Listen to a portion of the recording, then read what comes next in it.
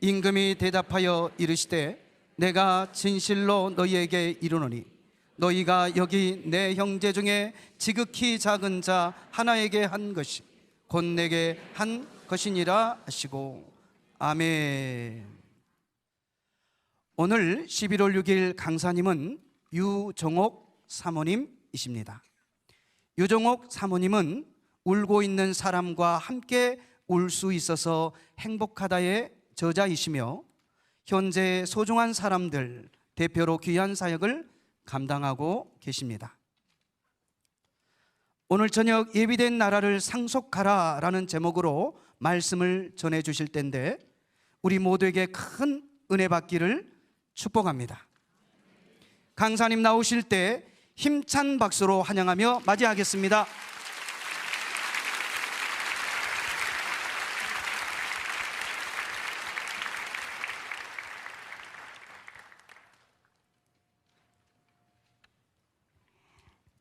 예, 여러분, 저는 하나님께서 저에게 맡기신 사역의 첫 번째는 그것이 서울역 노숙자를 섬기라는 사역입니다. 제가 그 고등학교 때 우리 고등학교 홈페이지가 생겼다고 글을 하나 올리래요. 그래서 제가 글을 하나 썼습니다. 우리 교회에 이제 처음 교회를 개척하고 굉장히 어려운데 어떤 사람이 아이 둘을 데리고 왔어요. 그래서 제가 어디서 오셨나요? 이름이 뭔가요? 그랬더니 아무 대답도 안 해요. 그러니까 몇 번 내가 물어보다가 그만두고 마음에 그것이 좀 부담이 된 것 같아서 그만두고 이제 그랬는데 그 아버지가 그 딸과 아들에게 그 음식을 우리 교회가 다 하고 나면은 음식을 먹거든요. 근데 음식을 아주 정성스럽게 먹이고 그리고 집에 갈 때는 또 저를 또 물끄러미 쳐다보고 그러고 가는 거예요. 그렇게 2달을 저희 교회에 나왔어요. 그랬는데 그 아들이 저에게 전화를 했어요. 사모님, 우리 아빠가 숨을 안 쉬어요 이래요. 그래서 왜 숨을 안 쉬냐 그랬더니 동사무소에서 주는 그 쌀을 타가지고 와서 숨을 안 쉰대요. 얼른 어른을 불러서 그 동네가 어디냐 그랬더니 성남시 수정동이라는 거예요. 그래서 가까운 병원으로 모셔라. 그리고 우리가 그때 빨리 갔어요. 근데 지금은 길이 많이 좋아졌지만 그때는 길이 나빠서 이렇게 1시간 넘게 간 것 같아요. 그랬더니 그 아버지가 이미 돌아가셨더라고요. 근데 그래서 우리가 이제 그 아들에게 너희 누가 친척이 올 사람이 없니? 그랬더니 자기가 외삼촌이 3명이 계시는데 그 자기 아버지가 이렇게 병 들어가지고 아버지는 고아였대요. 그래서 병 들어가지고 이렇게 집집마다 다니니까 이제는 오지 말라 이렇게 됐다 그러면서 알려주지 않으면 더 좋겠다고. 그래서 이제 저희 남편하고 저는 어쩔 수 없어서 그 아들을 그 아버지를 화장을 시키려고 준비하고 있었어요. 그런데 그 아들이 이러는 거예요.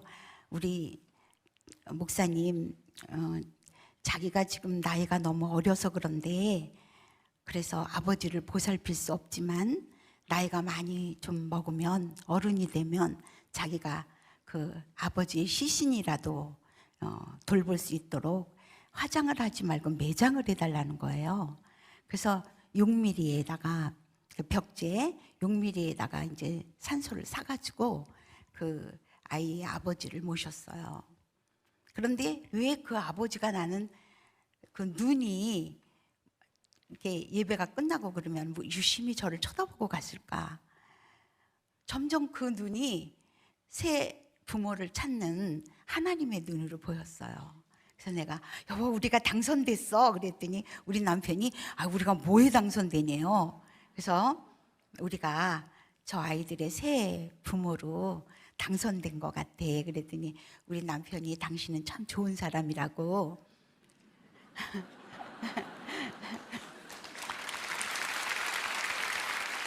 그래서 내가 배 아파서 낳은 아들이 둘, 또 하나님 믿으니까 하나님이 배도 안 아프고 아들 하나 딸 하나 선물로 주셔서 내가 기르고 있습니다.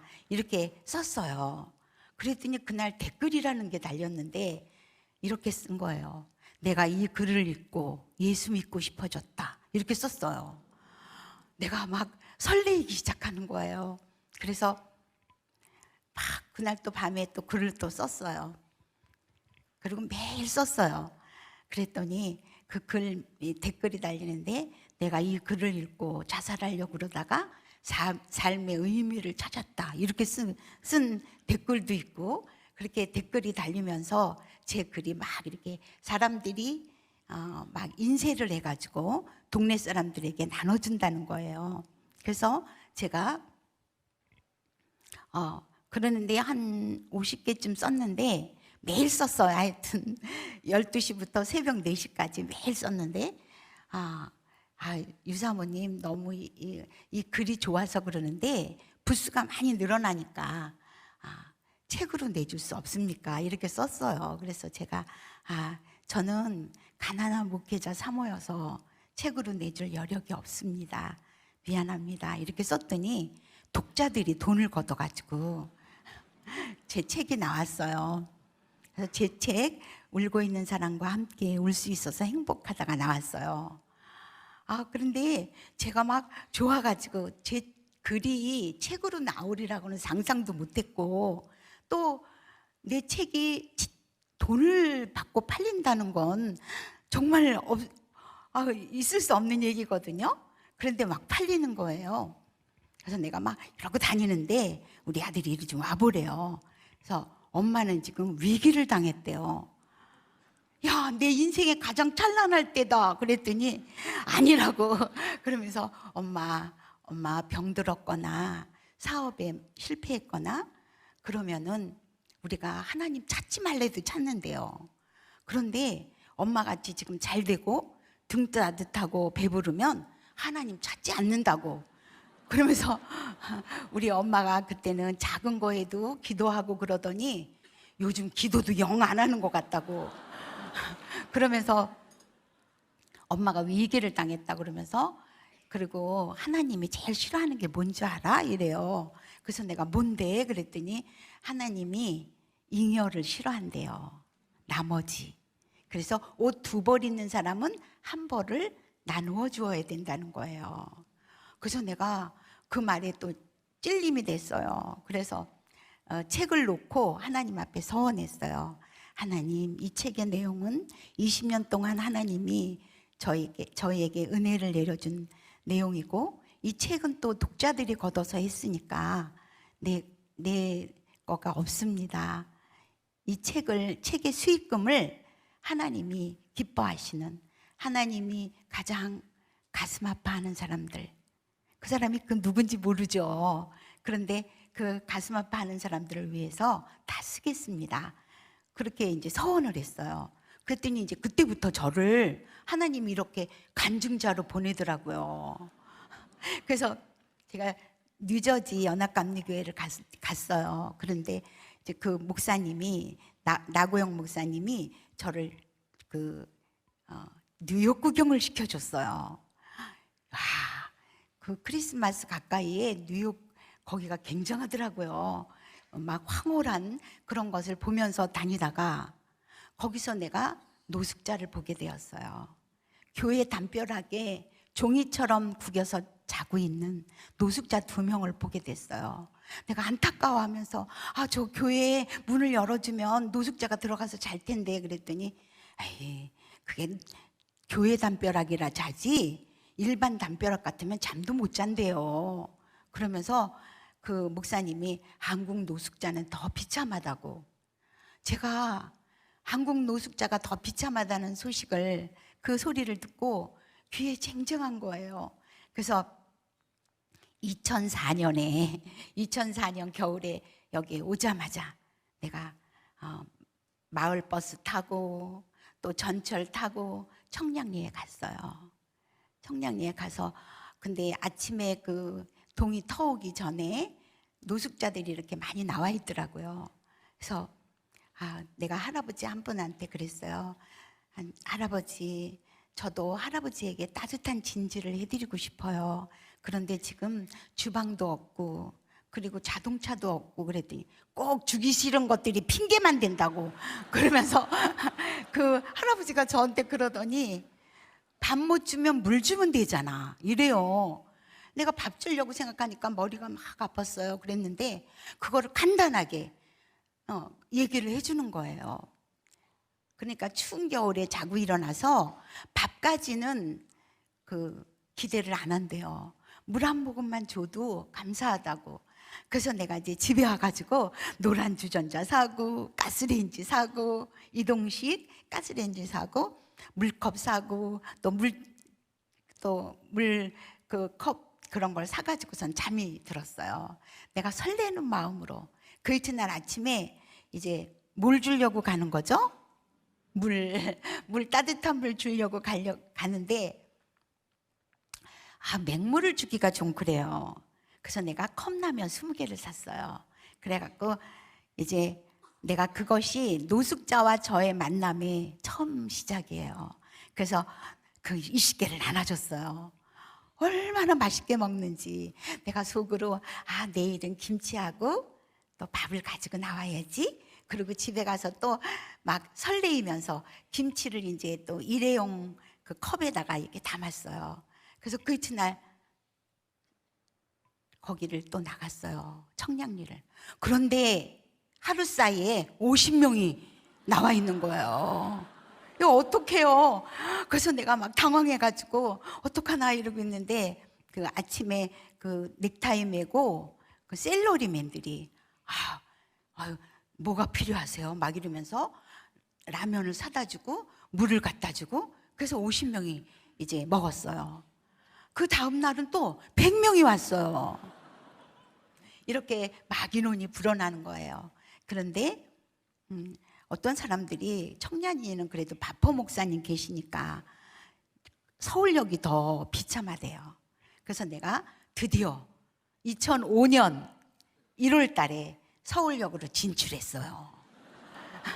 서울역에 이제는 1000명이 와요. 800명에서 1000명이 오니까 이렇게 막 에어 넣는 바나 이 바나 가지고 안 되잖아요. 에어 막 넣어가지고 막 그 바나하고 막 사람들이 또 몇 사람이 나는 라면 사갖고 나갈게요.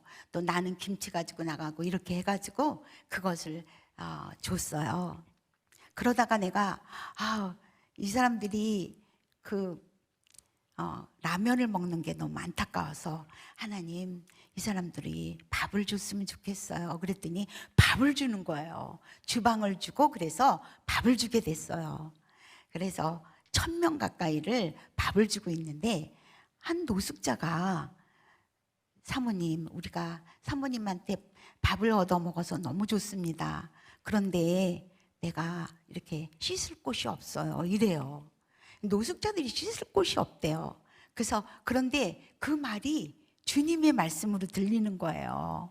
주님이 얘야 노숙자들이 씻을 곳이 없단다. 네가 마련해 주렴. 이렇게 들려와요.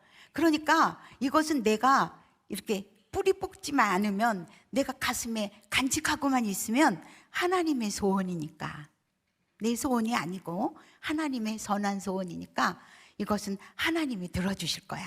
그리고 내가 일주일 동안 하나님 노숙자 씻을 곳을 주세요. 이렇게 지금 품는 거 배웠죠? 네, 품는 거 품었어요. 그랬더니 일주일쯤 있으니까 어떤 사람이 전화를 했어요. 창녕에 사는 남혜정이라는 사람이 전화를 해가지고 사모님이 내가 그 책을 읽고 너무 은혜를 받아가지고 은행에서 적금 탄 거를 보냈대요. 1000만 원을 보냈어요. 그러면서 그거를 귀한 데 써주세요. 이렇게 전화가 왔어요. 귀한 데 어디다 쓰라고요?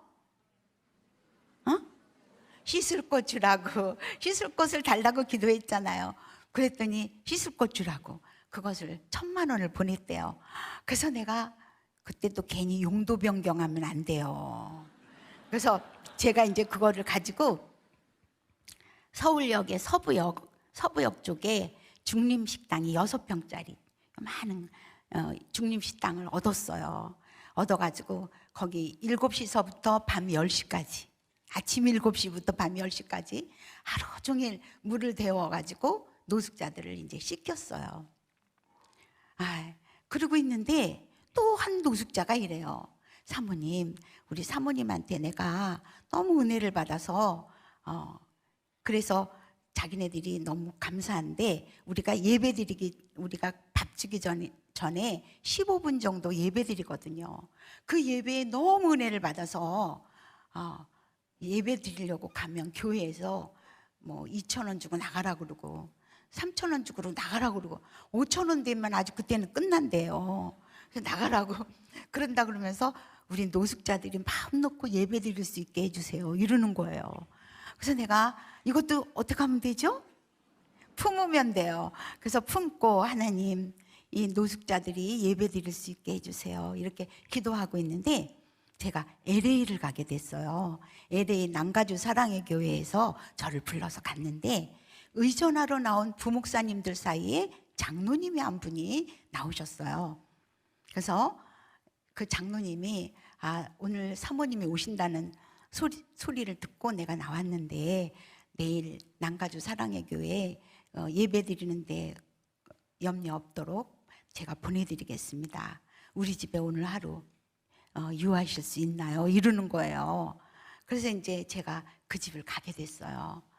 그 집에는 그 장로님이 아들 하나 딸 하나 이렇게 있는데 아들이 190cm나 되는데 방에서 안 나온 지가 1년 반이 됐어요. 바깥에 나가지 않는 거예요. 그러니까 방문에서 한 걸음도 안 나가고 거기에 있는 거예요. 그러면서 그 장로님이 눈물을 흘리시면서 그 아들을 좀 이렇게 낫게 할 수 있느냐고.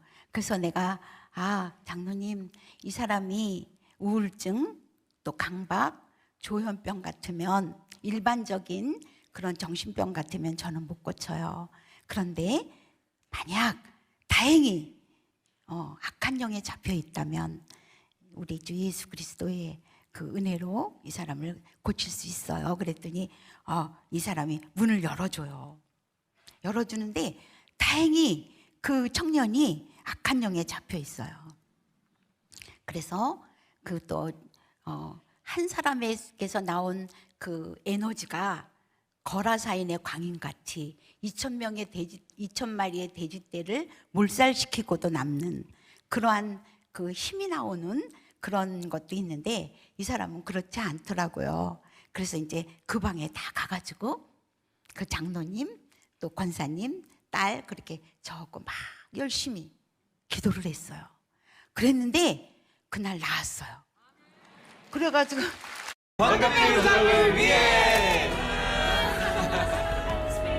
테레롤 로쉐 내가 있는데도 주방에 나와서 밥을 먹고 그 이튿날 외출을 했어요. 그러니까 이 장로님이 너무 좋아가지고 막 어쩔 줄을 모르면서 뭐 선물을 해드릴게요 막 이러는 거예요. 거기다 대고 또 화장품 그런 얘기하면 안 돼요. 그래서 제가 이제 한국에 나왔는데 그 장로님이 보름쯤 있다 한국에 나오셔서 우리 노숙자들이 씻는 곳에 와서 보더니 눈물을 흘리시는 거예요. 이 6평밖에 안 되는 좁디 좁은 곳에서 아침 7시부터 10시까지 정말 너무 하나님의 일을 많이 한다 이러시는 거예요. 그러면서 저에게 1억을 주셨어요. 그 아들이 그 아들과 그 집안에 그것이 그 할아버지가 노숙자들을 그 예배드릴 수 있는 곳을 찾으시니까 하나님이 낫게 하신 거죠. 그래서 내가 좋아가지고 막 그 부동산 아저씨한테 얘기했더니 어떤 집을 갔어요. 근데 지하가 95평이야. 그리고 1층, 2층, 3층이 있는 집이에요. 근데 우리는 사실 지하만 임대를 얻으러 간 거잖아요. 그래서 지하만 임대를 줄 수 있나요? 그랬더니 그 사람이 우리는 돈이 필요해서 집을 팔려는 게 아니라는 거예요. 그러면서 꼭 집을 팔고 말겠다는 거죠. 그래서 알았어요. 그리고 나오다가 그 집에 그 빨간 그 기둥이 있어요. 거기다 힘을 발라가지고 찜을 했어요. 찜하고, 하나님, 내가 5년 후에, 그러니까 너무 빠른 것 같아, 10년 후에 노숙자들을 성실히 잘 섬긴다고 하나님이 보신다면 이 집을 주세요. 지하에 노숙자들이 매일 예배드리고 1층에는 노숙자들 무료 진료를 해주고 2층과 3층에는 노숙자들이 밥만 먹어가지고는 자활이 안 되거든요. 그러니까 이 사람들을 3년을 데리고 있겠다고, 3년을 데리고 있으면서 하나님의 말씀을 또 가르치고, 그래서 건강한 사회인으로, 건강한 가정인으로 돌려보내겠습니다. 이렇게 하고서는 그냥 사진 한번 찍고 그 다음에 왔어요. 그러다가 거기에 그 바로 밑에 빌딩이 있는데 7층짜리인데 3층을 우리가 세를 얻었어요. 그래서 막 뺑뺑 돌아가면서 샤워장을 해고, 그리고 식탁을 놓게 됐어요.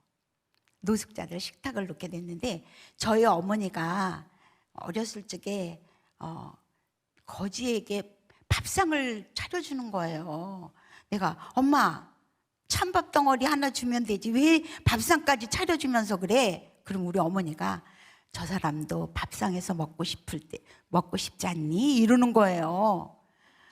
내가 그때 그걸 이해를 못했어요. 그랬는데 그날 그 사람들이 탁자에서 밥을 먹으니까 내가 얼마나 좋은지 막 기뻐하면서 그 사람들이 이제 밥을 먹었어요. 근데 우리 서울역 새벽에 밥을 주거든요. 새벽에 밥을 먹고 그 밥을 줄 때는 이 사람들이 쪼그리고 앉아서 이렇게 지나가는 데도 아니고 벽을 향해서 먹어요. 노숙자들이 전체가 다 그래요. 이거 벽을 향해서 먹어요. 그렇게 먹고서는 바로 우리보다 먼저 그 빌딩에 와 있는 거예요. 이제 점심을 주니까 거기 와 있어요. 그러니까 거기서 9시서부터 막 찬양을 2시간을 하고 11시서부터 또 30분 동안 설교 말씀 듣고 또 모인 사람 전체가 밥을 먹어요. 그러니까 노숙자들이 막 맛있게 밥을 먹고 그러는 거예요. 내 주인이 나를 오래요. 그래서 갔더니 왜 교회 한다더니 이렇게 노숙자가 우글거리네요. 그런데 교회는 맞아요. 전체가 다 노숙자라 그렇지. 그랬더니 저보고 아유 안 된다고. 2층 뭐 다른 층들에서 전부 다 돈을 안 낸대요. 임대료를. 노숙자들 다 안 내쫓으면은 이거를 그 임대료 안 내겠다 그런다고 나가라고 이러더라고요. 이제 돈도 다 썼고 노숙자만 잔뜩 있는데 어디로 가요? 이게 불가항력적일 때. 그런데 하나님께서 나타나셨어요. 우리 중보기도 모임이 있는데 중보기도의 한 그 권사님이 내가 뭐를 후원하겠대요. 그래서 서울역에 노숙자들 밥 먹는 거 이거 할까요? 아니 조그매요 목소리가. 그래서 그럼 우리 여기 점심 먹는 거 한 50만 원이면 되는데 그랬더니 아니 이러는 거예요. 그래서 이제 그러면 마음대로 하세요. 그러고서 줬더니 우리가 그때 내가 사진 찍어 갖고 온 거 5년 후에 10년 후에 그거를 우리들의 꿈 그래가지고 내가 그걸 냈어요. 그랬더니 이 사람 뒤죽뒤죽 하더니 내가 이거를 사줄게요. 그래서 노숙자들 집이 5년 후에 10년 후에 달라고 그런 게 몇 개월 후에 그게 우리에게 왔어요. 그래서 우리는 노숙자들 밥을 매일 해요. 주일도 없고 명절도 없고 매일 합니다. 왜냐하면 그것은 그 사람들이 한 끼 먹어도 되고 안 먹어도 되는 게 아니라 그 사람들의 끼니이기 때문에. 그래서 매일 하는데 19년 동안 했어요. 그랬는데 우리가 주방 같은데 이렇게 수리하려고 그럴 때 하루 이틀이면 하면 되는 거를 이 사람들 밥을 먹이고 또 놔줬다가 또 하고 또 밥을 먹이고 또 하고 이러니까 6일 7일씩 하면서, 그러면서 우리가 노숙자들을 하루도 쉬지 않고 밥을 먹여요. 이 하루는 노숙자가 이렇게 술을 먹고, 서울역에서 노숙자가 술을 이렇게 먹고서는 오늘 내가 인연을 때려 죽이고 만다고 나한테 글쎄 입에도 담지 못할 욕을 하면서 막 찾아다니는 거예요. 그러면서 자기 머리 두당 서울시에서 7,000원이 나오는데 나를 왜 이렇게 음식을 이렇게 해오냐고 나를 잡아 죽인대요. 그래서 내가 막 숨어서 다니다가 그날 제가 처음으로 기도했어요. 하나님, 내가 노숙자들에게 밥을 줄 때는, 그 몇 년 전에 밥을 줄 때는 노숙자들이 정말 배고팠습니다. 그런데 지금은 많은 사람들이, 많은 교회들이 이렇게 노숙자들 밥을 줍니다. 그러니까 밥을 주는 거 말고 노숙자의 다른 거, 밥을 주는 거 말고 다른 거를 할게요. 그랬어요. 그랬는데 그때 하나님이 음성이 들려왔어요. 노숙자에게 밥을 주는 단체나 개인은 많지? 앞으로 더 많아질 것이다. 그러더니만, 그러나 누가 그 노숙자들의 영혼을 부여안고 영혼을 애통해하며 그러면서 그 사람들에게 고민하면서 밥을 주겠느냐 이러는 거예요. 나는 밥 주느라고 바빠서 그 사람들 영혼 구원의 생각은 하지도 않았어요. 내가 그거를 끝나고서는 내가 울면서, 하나님, 내가 몰랐다고 다시는 이 기도 안 하겠습니다. 이런 기도 안 하겠습니다. 하나님이 저에게 맡기신 것이 노숙자들에게 밥 주라고 맡기신 게 아니었어요. 밥을 통해서 노숙자들의 생명을 구하라고 저에게 주신 거예요. 이러면서 내가 이제 앞으로 노숙자들을 만날 때는 변장한 예수를 보고, 예수님이 변장하고 오는 모습, 예수님이 변장한 모습으로 보고 내가 그 사람들 한 사람 한 사람 누구를 대하든지 바로 하나님의 영혼, 하나님이 불쌍히 여기시는 영혼을 위해서 그렇게 살겠습니다. 그랬어요. 노숙자들이 그 변장을 하고 오늘 지극히 작은 자 하나에게, 작은 자에게도 아니에요, 지극히 작은 자 하나에게 한 것이 나에게 한 것이다. 네, 그래서 노숙자들과 같이 우리는 매일 지금 19년 동안 하루도 쉬지 않고, 그 코로나 때에도 하루도 안 쉬고 우리가 노숙자들 밥을 집밥으로 정말 정성스럽게 해서 밥을 먹입니다. 9시 30분부터 11시까지 찬양하고 뜨겁게 찬양해요. 노숙자들 정말 뜨겁게 찬양해요. 그 다음에 11시서부터 또 하나님의 말씀을 전하고, 그리고 11시 반에 다 노숙자들이, 거기 모여있는 노숙자들이 다 같이 점심을 먹습니다. 오늘도 제가 11시에 노숙자들 예배 설교를 하고 이렇게 왔습니다. 생명의 역신, 오직 하나 생명으로부터.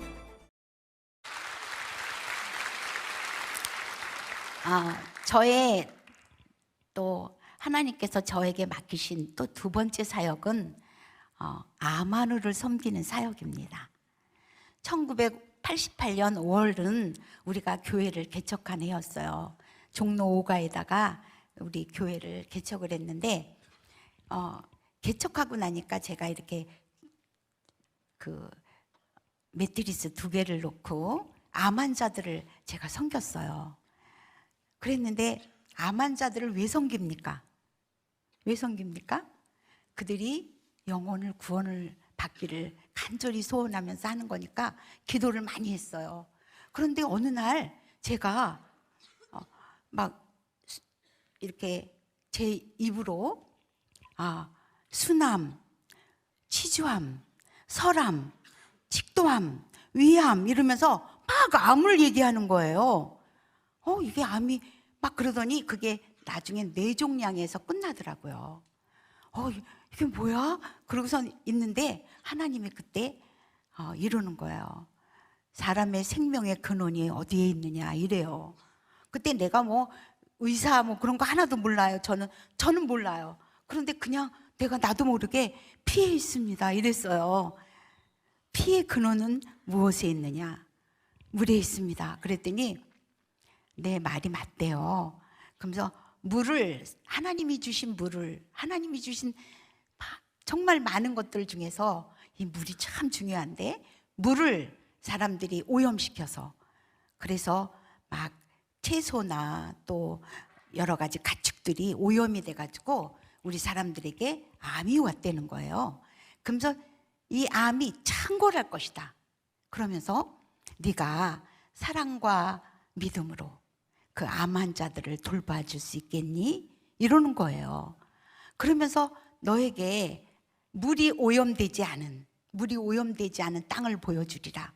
그러면서 보여주는데, 내가 4년 전에 봤던 그 은혜 받았던 그 기도원이야. 기도원하고 똑같아요.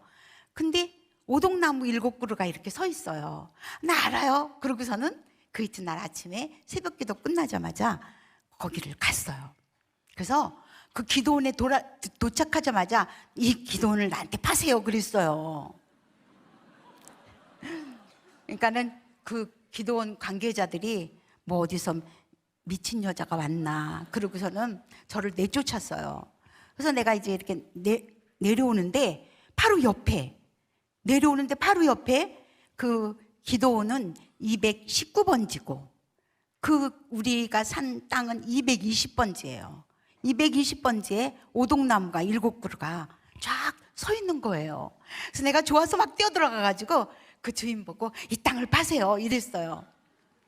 그랬더니 내가 이 땅을 내가 사게 되면 암 환자들을 위한 병원을, 무료 병원을 할 거예요. 그랬더니 그 사람이 쭉 하고 있어요.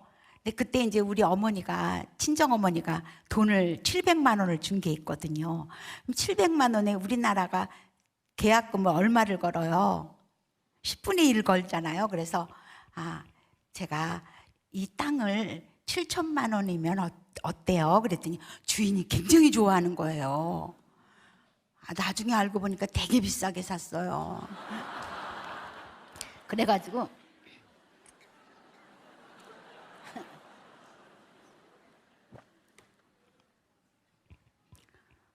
그래서 팔겠다는 거죠. 그래서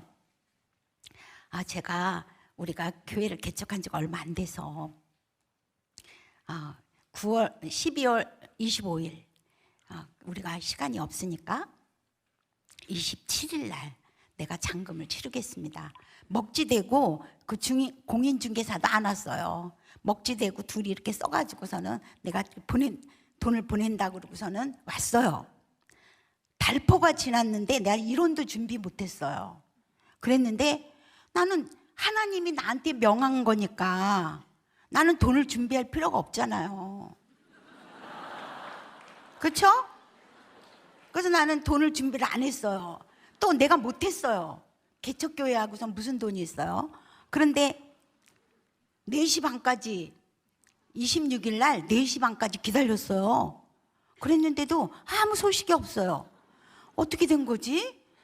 그러면서 이거 하나님이 보물찾기를 어디다가 감춰놨는데 내가 못 찾으니까 내가 우리 언니한테 내가 전화를 했어요. 인천에 사는 언니한테. 언니 나하고 보물찾기 하자. 그러면서 그랬더니 뭐 이래요. 그래서 내가 그 엄마가 준 돈 700만 원을 거기다 계약금으로 걸었다니까 우리 언니가 그래 그 잔금이 얼마야 이러는 거예요.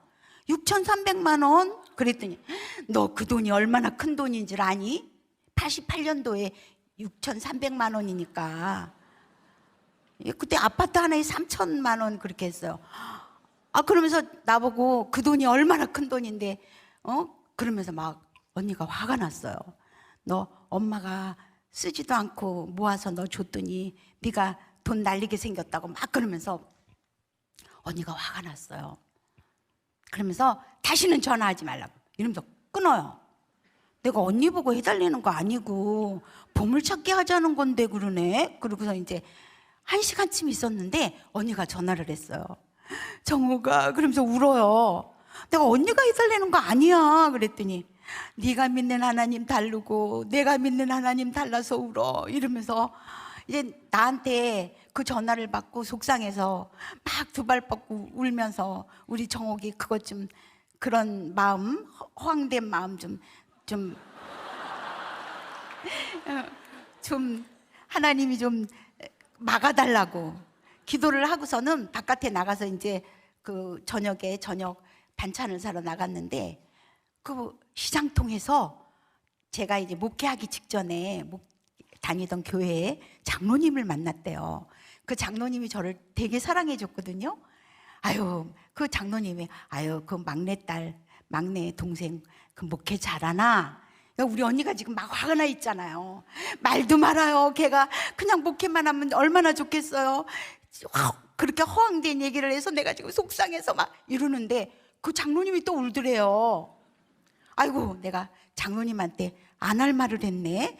아유, 그러면서 아유, 정말 그래요. 장로님이 아니야, 그 보물찾기 여기 있어서 울어. 그래. 아니, 장로님이 위암이 걸리셔가지고 이렇게 누워 있다가 너무 하나님이 그동안에 베푸신 은혜가 커서 그 치악산에 유산으로 내려오던 그것을 이제 팔아가지고 이렇게 갖고 오는 중이에요. 갖고 오면서 하나님, 내가 이 돈을 쓸 시간이 없어요. 이 돈을 어떻게 써야 될지 내가 더 기회가 없어요. 이러는데 우리 언니가 가르쳐 줬잖아요. 그러니까 이 사람이 번호를 가르쳐 달라고. 그래서 언니가 그래, 번호를 얘기해. 그렇게 해가지고 그 땅이, 그 보물 같은 땅이 저에게 왔어요.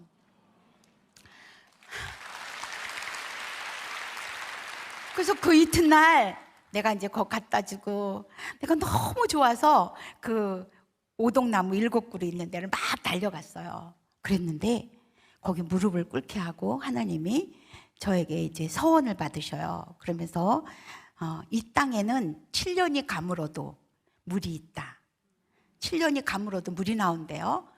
안반석에서 물이 나올 것이다. 그러면서 너는 이 물을 능력의 생수라고 말하지 마라. 능력의 생수는 오직 예수 그리스도뿐이다. 그리스도의 보혈뿐이다. 이러시는 거예요. 그래서 내가 그런데 또 이러는 거예요. 너는 이 물을 돈 받고 팔지 말래요. 근데 나는 그때 그랬어요. 내가 뭐 봉익임선달인가? 물을 팔게? 물 파는 사람이 없었거든요. 물을 팔게? 그러고 나는 자신 있어요. 물 안 팔겠습니다. 이랬어요. 그리고서는 건축설계사에다가 그거를 맡겼는데 그 사람이 나를 또 부르더니 사모님, 이거 큰일 났습니다. 이 땅이 맹지입니다. 이래요. 맹지는 건물을 못 져요.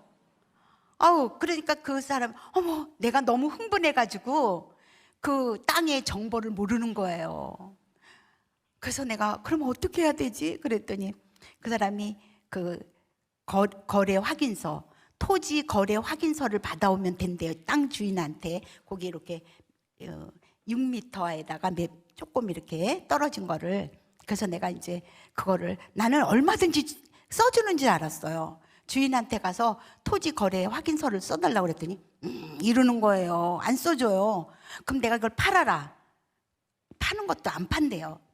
이 사람이 청평에 160만 평이 그 사람 땅이에요. 그래서 내가 홍삼을 사가지고 갔어요. 그 다음에 또 배도 사가지고 갔어요. 또 사과도 사가지고 갔어요. 이렇게 몇 년을 갔을까요? 25년을 갔어요. 드디어 25년을 가고 나니까 2013년에 땅을 판다는 소식이 들려왔어요. 제가 제일 먼저 달려갔죠. 근데 여러분, 물건을 놓고 내가 이거 꼭 사야 돼요 막 이러면은 그게 값이 올라가요, 내려가요? 올라가죠. 내가 알아요. 그래도 나는 그게 절실했어요. 근데 그 25년 기다리는 동안에 우리 교회가 분양 사기를 받았어요. 그래가지고 교회가 막 살림이 어려웠고 우리 집안이 어려웠어요. 그런데 내가 사람들이 막 그때 또 물을 파네요.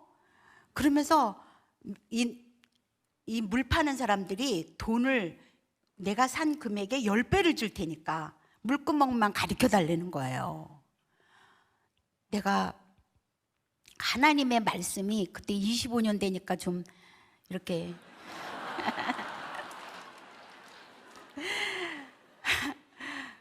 그렇지 않았어요.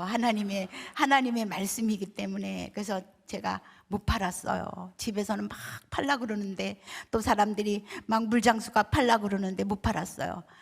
그리고 또 그 장로님이 이제 하늘나라 가셨잖아요. 그 장로님이 얼마나 슬퍼하실까. 그래서 못 팔았어요. 그랬는데 이거를 살라 그랬는데 이 사람이 10만 평 이하로 안 판대요. 그래서 내가 막 가고 또 가고 또 가고 그랬더니 그러면 사라는 거예요. 사는데 거기 그 무연소 산소가 있어요. 무연고 산소 세 구가 있는데 무연고 산소를 사라. 또 거기 불법으로 지은 집을 거기까지 땅을 사라 이래요. 그래가지고 7가지 내가 감수할 수 없는 그거를 당신이 사라는 거예요. 그래서 내가 샀어요. 하나님이 이 땅을 나에게 주셨잖아요. 그러니까 그 7가지를 뭐 문제되게 하겠어요? 그래서 내가 그걸 샀어요. 그래서 무용고 산소 그 사람도 또 내가 우리 둘이 얘기하는 동안에 얘기하면서 나는 예수 그리스도를 전하게 돼요. 그래서 그냥 이 사람이 막 울면서 그걸 또 연고 산소 그 산소를 또 화장해서 옮겼고 또 불법적인 그 집도 또 우리가 또 다 했어요. 그래서 그거를 2013년 근데 이 청평회가 거기가 청정지역이잖아요. 2013년 14년 2년 동안 거기가 건축 허가가 안 나요. 청정지역이라고. 그러니까 얼마나 기도했겠어요? 12월 22일 날 드디어 건축 허가가 났어요. 그래서 이제 건축을 하는데 내가 뭐 삼성에 내가 회장이라든가 뭐 큰 교회에 내가 목회자 3호라면은 이게 별 문제가 없어요. 근데 저는 한 푼도 없는 사람이에요. 지금도 한 푼도 없어요. 그런데 한 푼도 없는데 이 병원을 짓는 그거를 막 했는 거예요. 2015년에 그래서 이제 건축을 질 사람을 기도했어요. 기도하다가 1월 1일부터 1월 6일 그 신년 부흥성회 그걸 남산교회에서 했어요. 그 교회에 성도건설이라는 회사가 있어요. 그래서 내가 그 장로님한테 하나님이 또 그 사람을 저에게 지목해줘서 내가 이랬어요. 성도건설 그냥 내가 건물 지르는 거 아니에요. 우리 하나님이 당신을 지목했어요. 이랬어요. 그랬더니 이제 나를 믿고서 또 나는 그 사람을 믿고 그 사람은 우리 둘이는 하나님을 믿고 이거를 짓자. 그래서 600평 그 600평에다가 건물을 짓는 거예요. 근데 그 장로님이 지금은 자기가 30년을 종합 건설회사를 했는데 지금은 인건비도 외상이 안 되고 자재비도 그 외상이 안 된다고 우리 계약서도 없이 그 집을 짓는 거예요. 병원을. 근데 나보고 매월 25일마다 2억을 달래요. 하나님이 들으셨을 거 아니에요. 에? 내가 짓는 게 아니고 하나님이 짓는 거잖아. 그래서 2억을 달래요. 네 드리죠 이랬어요. 근데 23일이 됐어요. 이 사람이 전화를 해가지고 사모님 돈이 얼마나 준비됐나요? 이래요. 한 푼도 준비 안 됐어요. 그래서 내가 한 푼도 준비 안 됐는데요 그랬더니 그렇게 말한다고 막 화가 났어요. 자기가 30년 목회 그 건설회사라지만 이러는 경우는 없다고. 그러면서 이제 7시 아침 7시에 우리 서울역에 우리 센터에 사무실로 오겠대요. 남산교회에서 새벽기도 하고 바로 달려온 거예요. 그래서 7시에 만났어요. 그 얼굴이 뻘겋더라고요. 귀까지. 그러면서 사모님 이게 말이 됩니까? 막 이러면서 막 흥분을 했어요. 내가 이틀이면 하나님이 해달 별도 만드는데 그래요 안 그래요? 왜 야단인가?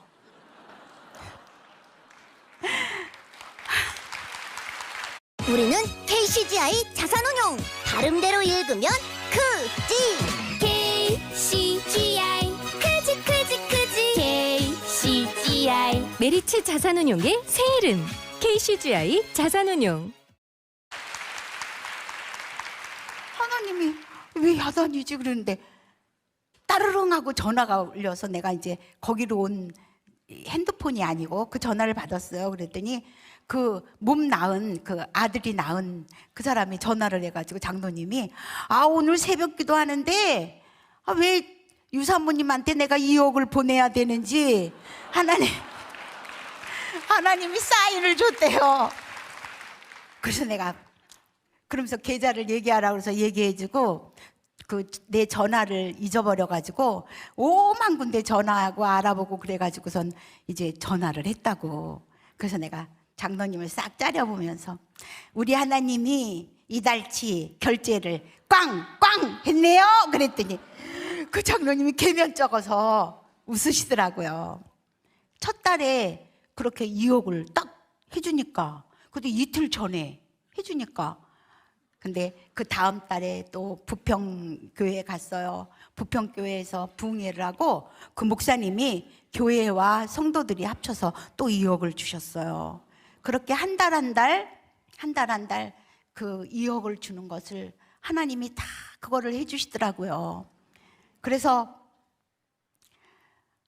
우리 소중한 사람들 그 암 환자 병원이 섰어요.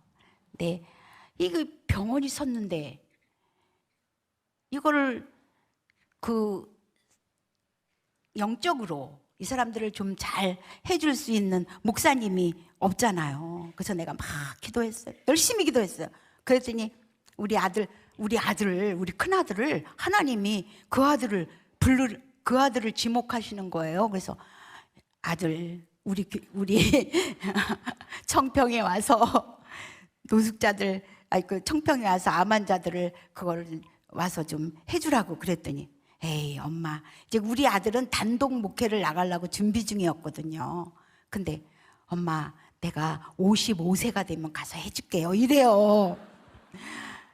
그래서 내가 또다시 기도했어요. 근데 한 달쯤 있으니까 우리 아들이 온대요. 아유 어떻게 해서 온다 그러니? 그랬더니 사랑의 원자탄 손양원 목사님이 그 전기를 읽었대요. 손 목사님 전기를 읽었는데 그분이 젊었을 때 나병 환자한테 가가지고 나병 환자의 그 고름을 빨아주는 그 장면을 보고서 하나님이 나병 환자보다 암 환자가 나아 그러고 왔어요. 그래서 처음에 교회 우리 병원을 호스피스 병원으로 시작을 했어요. 근데 막 환자들이 막 낫는 거예요. 어머 이거 어떻게 막 나요. 박효정 집사님이라는 분은 수술을 할 때 난소암, 자궁암, 복막암, 림프암 전부를 다 그 양동이로 하나를 그 수술을 했대요. 그 사람이 처음에 와가지고는 그 호중구 수치를 높여가지고 병원에서 자기가 항암할 수 있게 그렇게 기도해 달래요. 그렇게 와 있었는데 그 사람이 거기에서 났어요. 나가지고서는 이 사람이 못 나가는 거예요. 여기서 내려가면 또 암이 자기한테 올까 봐. 그래서 못 내려가요. 그래서 우리 이제 리트릿 센터에 거기에 살았어요. 그 남편도 사업하던 사람이 다 사업을 접고 자기 아내가 안 내려오는데 어떻게? 남편도 왔어요. 남편이 와가지고는 우리 건물을 이렇게 다 해주면서 건물을 관리해주면서 또 그 안에는 암 환자들이 그 항암을 금방 하면은 밥을 못 먹는데요.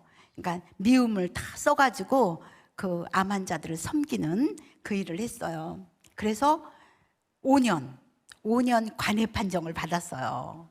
5년 완전히 나아서 5년 관해 판정을 받아서 10월 달, 이번 11월 달이죠. 10월 달에 이제 남편하고 우리한테 너무 감사하다고 그러고서는 대전 집으로 내려갔습니다.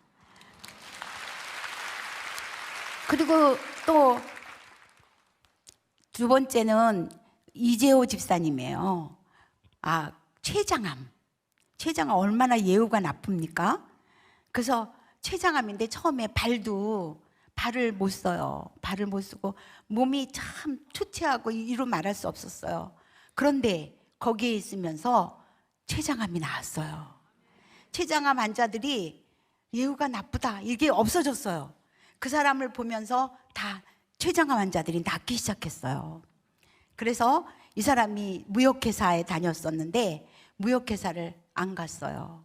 다 나서 무역회사를 안 가고 우리 지위도 낮고 월급도 적은 우리 소중한 사람들 서울역 센터에서 생활지도사로 일하고 있어요. 그 다음에 난소암을 앓은 우리 김연희 집사님, 또 유방암을 앓은 또 우리 이옥경 집사님, 또 림프암 사기여서 골수까지 전이되었던 또 이계월 집사님이 나왔어요. 이렇게 해서 낳은 사람이 47명이에요. 그러니까 우리는 호스피스에 있다가 그거 다 명칭을 떼버리고, 호스피스라는 명칭을 떼어버렸어요. 그걸 왜 달아요? 그래서 그걸 떼어버리고 소중한 사람들 아마노 힐링센터 이렇게 명칭을 고쳤어요. 그래서 거기를 이제 암 환자들이 다 몸이 나을 수 있도록 우리가 다 기도하고, 여러분 우리들의 생명은 하나님의 손에 있어요. 하나님의 것이지 우리 게 아니에요. 그러니까 거기다 맡기고 우리 거기에 와 있는 아마노들을 보세요. 아마노들이 정말 얼굴에 생기가 나고 막 감사가 넘치고 또 이렇게 찬양하고 그러는데, 자, 거기에서 우리가 암 환자들이,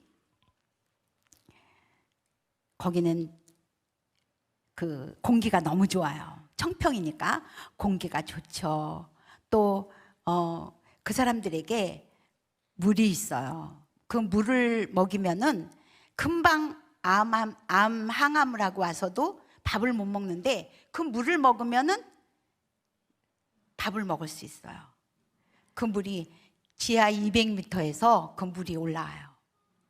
그 동네에는 물이 안 나온대요. 물 안 나온다고 막 그러는데, 거기 그 개발업자들, 지하수 개발업자가 전원주택을 지면서 여기 우리가 그 물이 나올 수 있으면 내가 돈을 많이 주겠다 그러는데 물이 안 나온대요. 그 산에 물이 안 나온대요.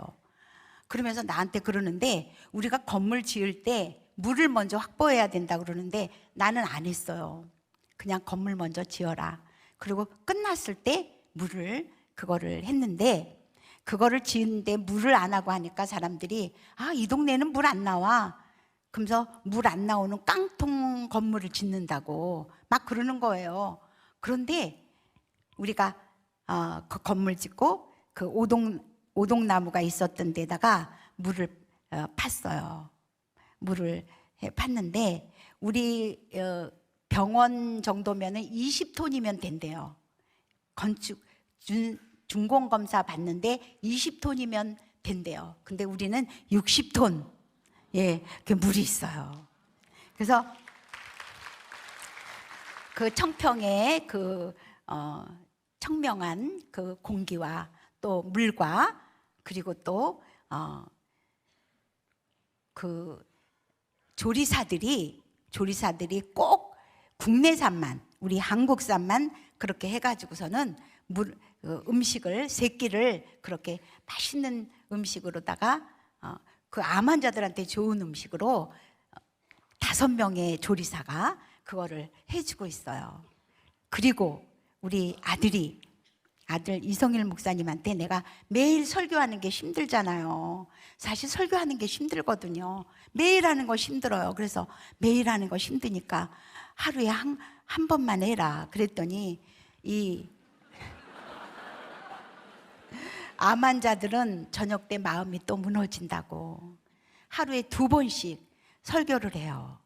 설교를 해서 그렇게 그것으로, 그리고 또 암 환자들이 막 같이 중보기도 하지, 같이 산책하지, 막 너무 바쁘대요. 암 환자들이 너무 바쁘대. 머리에 다 두건 쓰고는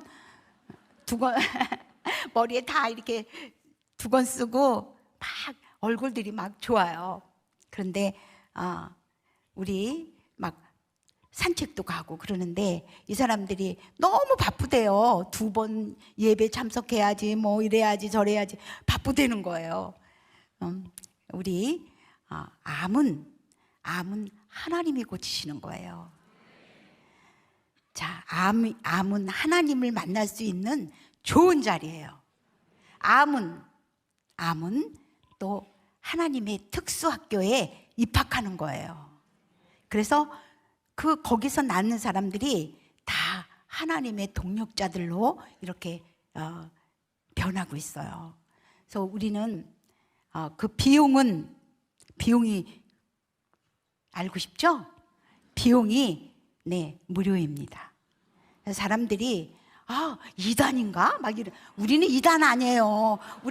우리 목사님, 우리 아들 둘 다 총신 나왔어요. 총총총총.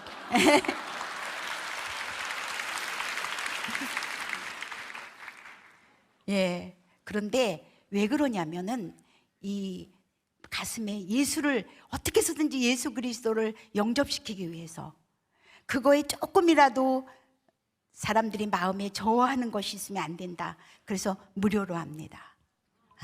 그리고 우리의 저기는 전부 다 아마누들에 대한 것은 하나님의 방법으로, 하나님의 은혜로만 우리는 것을 다 해결합니다.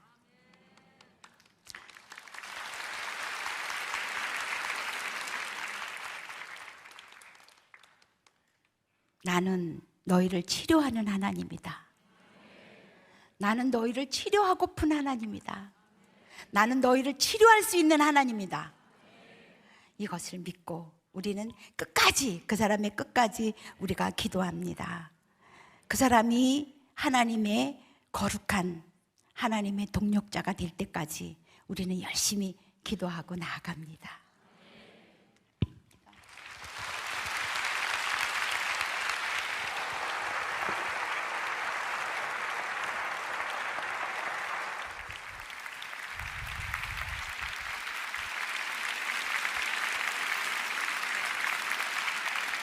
할렐루야. 최고는 예수하지만 보니까 영적인 거인 같습니다. 하나님의 나라에 보배롭고 존귀하고. 간증을 들으면서요, 단순한 믿음이 얼마나 중요한지, 그리고 영혼을 사랑하는 마음이 얼마나 하나님의 마음을 감동시킬 수 있는지 하는 것들을 깨닫게 됐습니다. 자, 이제 우리 찬양하면서 기도의 자리로 나아가겠습니다. 아버지, 당신의 마음이 있는 곳에 나의 마음이 있기를 원해요. 찬양합시다. 아버지, 당신의 마음이 있는 곳에 나의 마음이 있기를 원해요. 아버지, 당신의 눈물이 고인 곳에 나의 눈물이 고이길 원해요. 아버지, 당신이 바라보는 영혼에게 나의 눈물이 향하길 원해요. 아버지, 당신이 울고 있는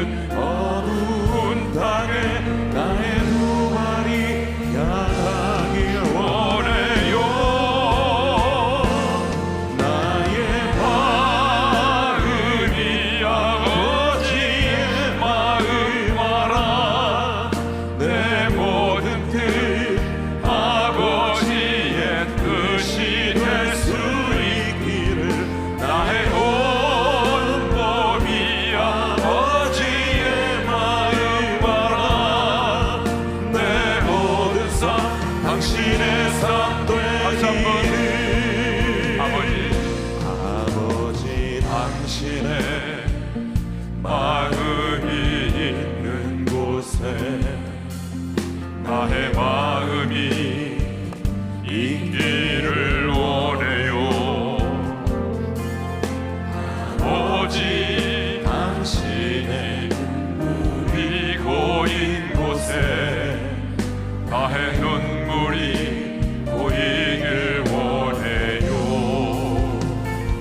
아버지 당신이 바라보는 영혼에게 나의 눈물이 향하길 원해요. 아버지 당신이 울고 있는 어두운 땅에 나의 두 발이 향하길 원해요. 나의 마음이 아버지의 마음 알아.